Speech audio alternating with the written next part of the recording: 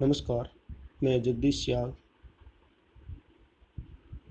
शिक्षा हिंदी क्लासेस में आप सबका हार्दिक स्वागत करता हूं। आप सबको विदित है कि भारत में और न केवल भारत में ही बल्कि पूरे विश्व पर कोरोना नामक महामारी का एक बहुत बड़ा खतरा मानव जाति पर छाया हुआ है। उसको मद्देनज़र रखते हुए पूरा भारत जो है बंद है और ये एक वैश्विक बीमारी है जिससे बचने के लिए हम सभी अपने अपने घरों में रहते हुए देश सेवा का परिचय दे रहे हैं।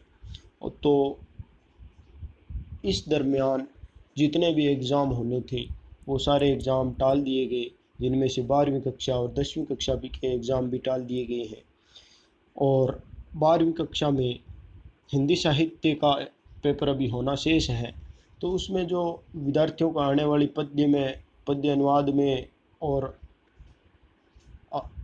हिंदी साहित्य के इतिहास में जो समस्याएं आ रही हैं उनको मद्देनज़र रखते हुए मैंने ये चैनल बनाया है। और इस चैनल का उद्देश्य 12वीं के बच्चों को फ़ायदा पहुँचे और मेरे जो अनुज भाई बहन हैं उनको फ़ायदा मिले हिंदी से संबंधित, अगर किसी को कोई समस्या हो तो इसलिए ये बनाया गया है।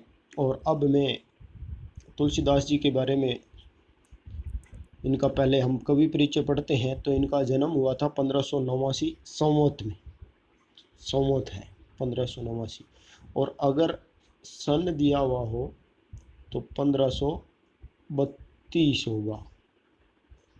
सन 1532 में बांदा जिले के राजापुर गांव में हुआ, जो कि उत्तर प्रदेश में ऐसा माना जाता है। इनके पिता आत्माराम थे और माता हुलसीबाई थी। आत्माराम ज्योतिषी थे और इन्होंने इनका जब भविष्य देखा तो ये अभुक्त मूल नक्षत्र में पैदा हुए, जो कि माता पिता के लिए खतरे के समान होते हैं। अतः इनके जन्म के कुछ ही दिनों बाद कहते हैं इनकी माताजी का देहावसान हो गया। तो पिताजी ने इनको किसी दासी के यहाँ भेज दिया कि भाई इसको घर से निकाल दिया किसी तरीके से। तो उनका पालन पोषण पार्वती, मुनिया, इस प्रकार के नाम आते हैं, उन महिलाओं ने इनका पालन पोषण किया। और उसके बाद में नरहरिदास जी ने इनको शिक्षा दीक्षा दी।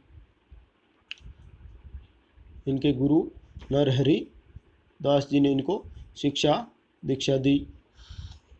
उसके बाद इनका विवाह रत्नावली नामक एक विदुषी से हुआ, जो बहुत खुद बहुत विद्वान थी।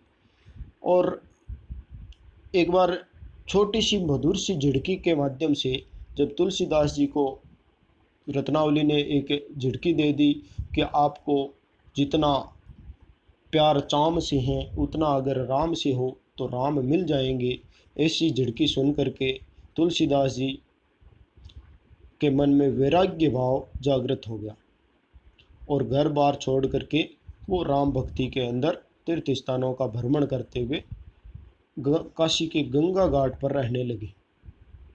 और वहाँ रहते हुए इनका निधन 1680 में, 1680 यानी 1623 में इनका निधन हो गया।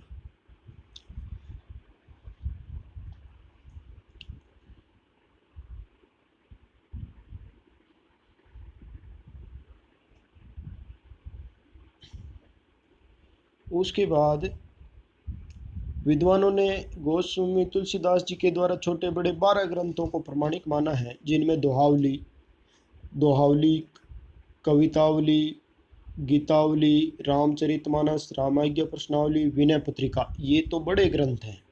रामलला, नहचू, पार्वती मंगल, जानकी मंगल, बरवे रामायण, वैराग्य संदीपनी और श्री कृष्ण गीतावली, ये छोटे छोटे ग्रंथ हैं।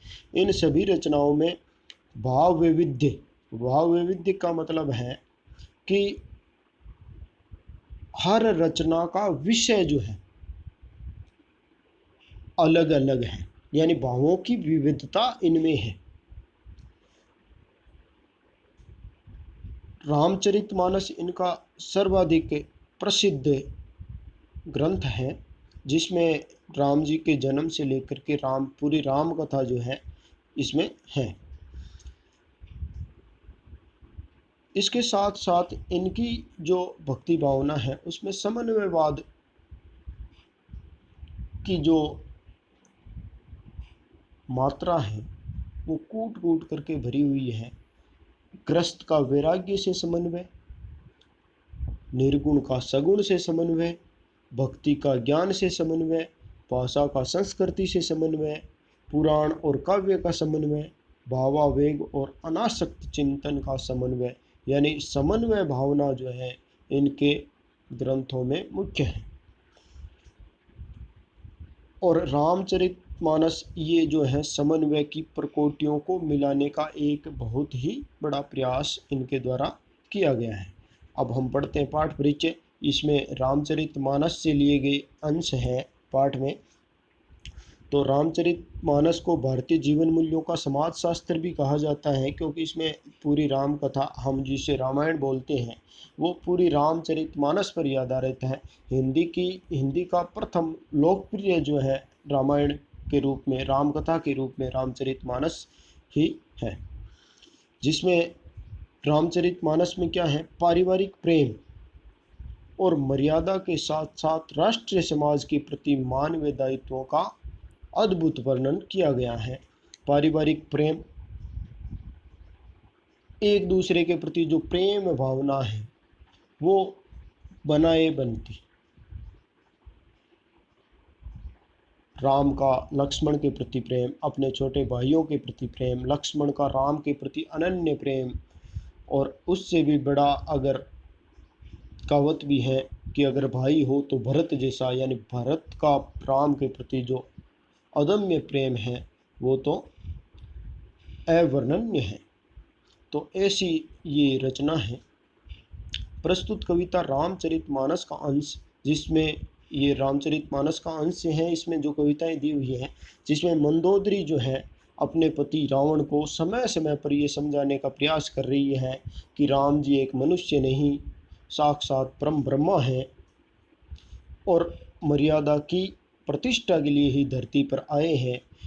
सीता अपहरण करके श्री राम जी को अकारण विरोध मत झेलो, ऐसा समझाने का प्रयास बार बार जो है मंदोदरी करती है, लेकिन रावण अंत तक उसे नहीं मानता है। और वो मैं तनिया का मतलब है मैं नामक राक्षस की बेटी थी मंदोदरी। तो मैं तनिया जो है राजमहिषी होकर भी नीति विशारद यानी बहुत ही गुणवान और बहुश्रोता यानी अनुभवी, दूरदर्शी और विवेकशील महिला थी, और अपने पति को बार बार समझाने का प्रयास भी किया, और युद्ध की जो समस्याएं हैं उनको भी बार बार बताया।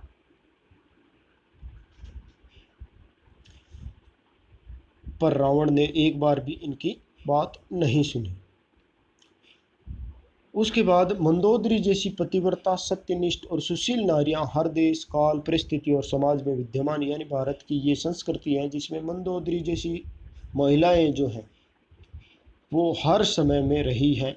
किंतु पुरुष जो हैं अपने अहंकार के कारण, अपने पुरुषत्व के कारण कभी भी उनकी बात नहीं सुनता है और नुकसान उठाना पड़ता है। अब सर्वप्रथम एग्ज़ाम में जब आएगा तो हमें सह प्रसंग उसकी व्याख्या भी करनी होगी। हो सकता है प्रश्न आ जाए तो प्रश्नों के उत्तर भी देने होंगे। तो अच्छी तरह से अगर इसका भावार्थ हमें आता है तो प्रश्न कहीं से आओ कोई समस्या नहीं होती। तो शुरू करते हैं। सर्वप्रथम तो सुंदरकांड में से लिया हुआ है। कहने का मतलब रामचरितमानस को 7 कांडों में विभक्त किया गया है, जिनमें से 5वां कांड जो था वो सुंदरकांड था, जिसमें से ये लिया गया है। और उसमें ये बताया गया है पहले में कि किस प्रकार से मंदोदरी रावण को समझा रही है। कंत करस हरि सन परिहरु, यानी हे स्वामी, आप क्रोध को त्याग करके हरि से यानी भगवान श्री राम से जो वेर है, विरोध है, उसको छोड़ दो। मोर कहा अति हित हिय धरहु, यानी मंदोदरी ये समझाने का प्रयास कर रही है रावण को कि मेरा कहा हुआ अपने हित की बात है, उसको हृदय के अंदर धारण कर लो। समुजत जासु दूत कई करनी, यानी ये आप समझ लो कि उनके दूत ने, यानी दूत ने मतलब हनुमान जी जब सीता की खोज में लंका गए थे तो उन्होंने क्या किया। सर्वहि गर्भ रजनी चर घरनी।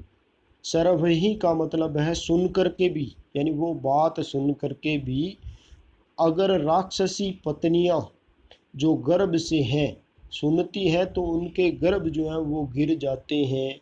इतना तांडव जो है हनुमान जी ने लंका में जाकर के मचाया था। समझो उन जैसा जिनके दूत हैं। तासु नारी निज सचिव बुलाई, यानी उनकी पत्नी को, हे स्वामी, उनकी पत्नी को अपने सचिव को बुला करके पठवहु कंत जो चहु भलाई, यानी अगर अपनी भलाई चाहते हो तो वापस भेज दो, यानी राम जी के पास भेज दो अगर अपनी भलाई चाहते हो तो। तब कुल कमल विपिन दुखदाई, यानी तुम्हारे कुल के लिए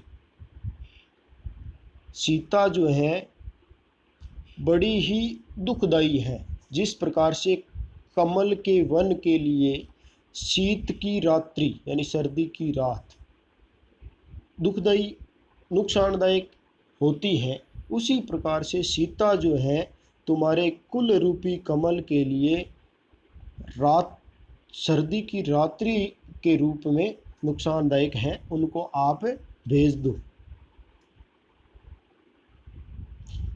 सुनहु नाथ सीता बिनु दिन है।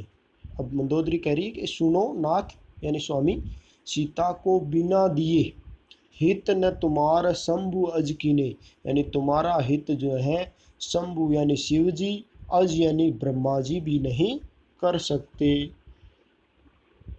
उसके बाद में दोहा है।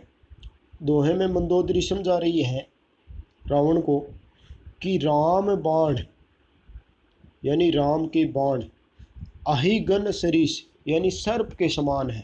राम के बाण जो है सर्प के समान है। निकर निशाचर भेख, और निशाचर का मतलब राक्षसों का निकर यानी समूह जो है, भेक यानी मेंढक के समान है। भेक यानी मेंढक जो होता है उसके समान है, यानी राम के बाण तो सर्प है और निशाचर जो राक्षस जो है वो क्या है, मेंढक है। जब लगी गरसत न तब लगी, यानी जब तक राम जी के बाण रूपी सर्प जो है इनको गरसना शुरू नहीं करता तब तक जतनु करहु तज टेक, यानी तुम जतन करके अपना हट त्याग दो और उनको बचा लो। ये प्रथम पद हो गया। उसके बाद में अगला है लंका कांड। लंका कांड जो है उत्तरकांड से पहले का कांड, यानी जिस समय राम जी जो है लंका में प्रवेश कर जाते हैं उसके बाद का कांड जो है, यानी पांचवें के बाद में छठा कांड लंका कांड आता है सुंदर कांड के जस्ट बाद में। तो उसमें ये है, इसमें भी मंदोदरी समझा रही है। जब मंदोदरी को ये पता चलता है कि राम जो है समुद्र को पार करके लंका में प्रवेश कर चुके हैं, तो मंदोदरी सुनो प्रभु आयो को तो कही पाथोदी बंधायो, यानी मंदोदरी ने जब सुना कि प्रभु आ गए हैं, प्रभु यानी भगवान श्री राम आ गए हैं, और उन्हें कौतुक ही यानी मजाक में ही, पाथोदी का मतलब है समुद्र को बांध दिया है, कहने का मतलब पुल बना दिया है। कर गही पति भवन निज आनी, यानी अपने पति का हाथ पकड़ करके अपने भवन में ले कर के गई और बोली परम मनोहर वाणी, यानी बड़ी मीठी वाणी के अंदर वो रावण से कह रही है। चरण नाय सिर अंचलु रोपा, यानी मैंने चरण पकड़ करके यानी अंदर ले जा करके मनोहर वाणी में बोलते हुए चरण पकड़ लिए और अपना आंचल जो है रावण के सामने पसार दिया और बोली सुनहु बचन पिय परिहर कोपा, यानी मेरे वचन सुन करके हे प्रिय हे स्वामी क्रोध आप त्याग दीजिए। फिर कहती हैं कि नाथ बैरू कीजिए ताहि सो, यानी हे स्वामी बैरू का मतलब बेर, शत्रुता। कीजिए ताहि सो यानी उससे करनी चाहिए। बुद्धि बल शक्य जीती जाहि सो, जिसको बुद्धि और बल से जीता जा सके उससे दुश्मनी करनी चाहिए। तुम ही रघुपति अंतर कैसा, यानी तुम में और रघुपति में अंतर कैसा है, यानी तुम कहाँ हो और राम कहाँ है ये सुनो। खल्यु खद्योत दिनकर ही जैसा। खल्यु खद्योत का मतलब है, खद्योत यानी जुगनू होता है, एक छोटा सा जीव होता है जिसके हल्का सा प्रकाश जो है रात्रि के समय जब उड़ता है तो हमें दिखाई देता है। और दिनकर का मतलब सूर्य। खल्लू यानी निश्चय ही, निश्चय ही इतना अंतर है जितना खद्योत यानी जुगनू और सूरज के प्रकाश में कितना अंतर है, उतना ही अंतर राम में और आप में है।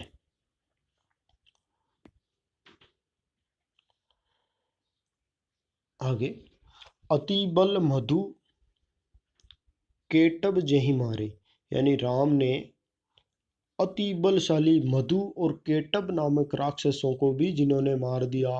महावीर दिति सुध संहारे, यानी दिति सुत यानी दिति के पुत्र जो बड़े महावीर थे उनको भी इन्होंने मार दिया।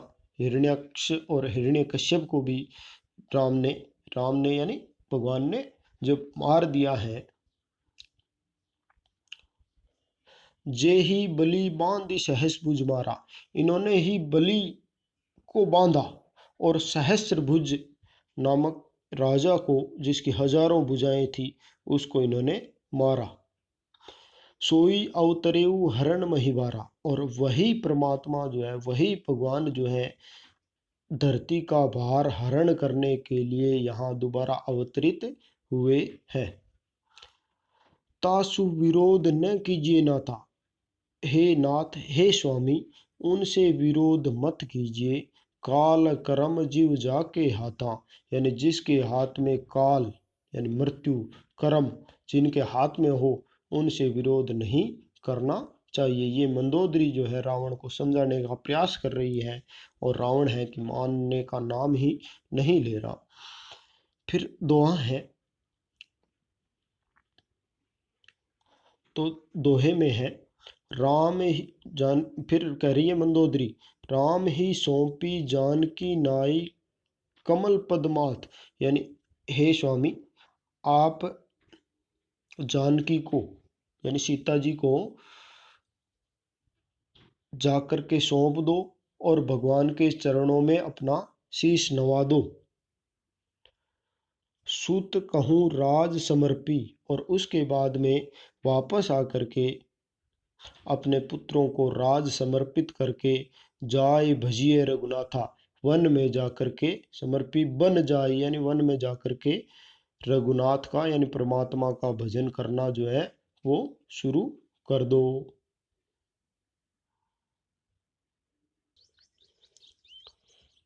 उसके बाद अगले में फिर मंदोदरी समझा रही है कि नाथ दीन दयाल रघुलाई, यानी हे नाथ भगवान राम जो है बड़े दीन दयालु हैं, दीनों पर दया करने वाले हैं।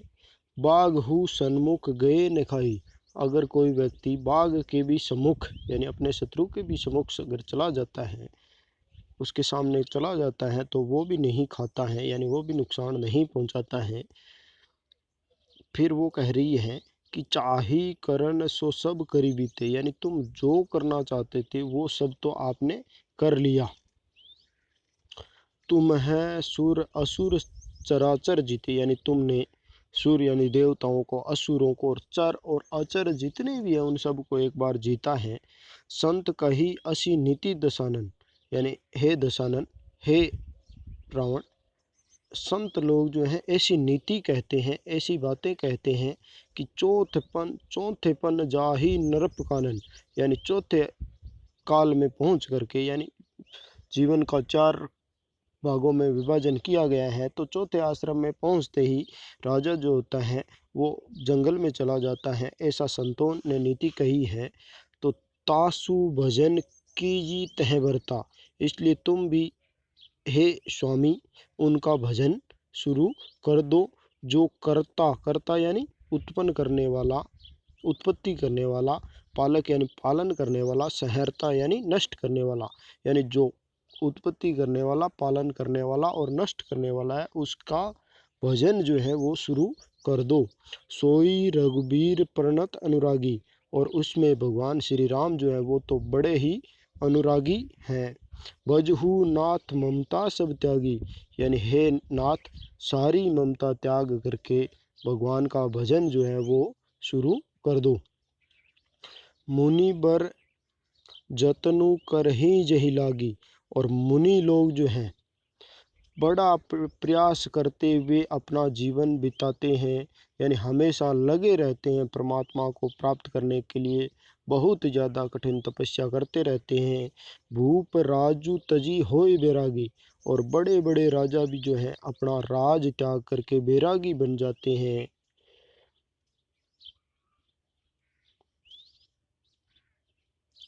सोई कौशलाधीश रघुराया, और वही जिनका बड़े बड़े राजा महाराजा ऋषि मुनि जो हैं भजन कीर्तन करते हैं और उनको वो मिलते नहीं हैं, वही कौशलाधीश भगवान श्री राम आयु करण तो ही प्रदया, तुम पर दया करने के लिए खुद लंका आए हैं। जो पिए मानहु मोर सिखावन, हे प्रिय अगर आप मेरा कहा हुआ, मेरा सिखाया हुआ मानते हैं तो सुजसु होय तिहु पुर अति पावन, यानी तुम्हारा तीनों लोकों में बड़ा सुजस होगा अगर तुम मेरा कहना मानते हो। उसके बाद दोहा है, अस कही, यानी ये ऐसी बातें कह करके कही नयन नीर भरी, यानी आँखों के अंदर अश्रु भरे हुए हैं और कांपते हाथों से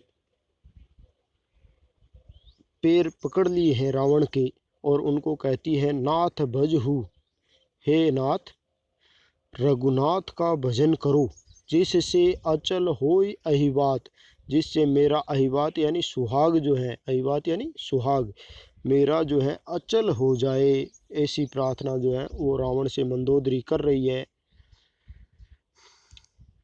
उसके बाद अगला है, सजल नयन कह जुग कर जोरी, फिर मंदोदरी रावण को समझाती है, आंखों में आंसू भरे हुए हैं और हाथ जोड़ करके कहती है, सुनहु प्राणपति विनती मोरी, हे प्राणपति मेरी विनती सुनो। कंतन राम विरोध परिहरू, हे स्वामी, कंतन यानी स्वामी, राम का विरोध परिहरू यानी छोड़ दो। जानी मनुज जनी हट मन धरहु, आपने उनको मनुज जान करके जो हट धारण कर रखा है उसको आप छोड़ दो। विश्व रूप रघुवंश मणि करहु वचन विश्वासु, हे स्वामी मेरे वचनों का विश्वास कर लो। भगवान रघुवंश यानी भगवान श्री राम जो हैं विश्व रूप है, यानी पूरे विश्व का एक रूप है, परमात्मा है भगवान। तो लोक कल्पना वेद कर अंग अंग प्रति जासु, यानी वेद भी जिनके अंगों पर सब लोकों की कल्पना करते हैं, यानी पूरी पृथ्वी की कल्पना जो है इनके अंगों पर की जाती है, तो आप इनको साधारण मनुष्य मत समझो और सीता को वापस पहुंचा दो। ऐसा समझाने का प्रयास जो है वो मंदोदरी कर रही है। फिर अगले पद में मंदोदरी कह रही है,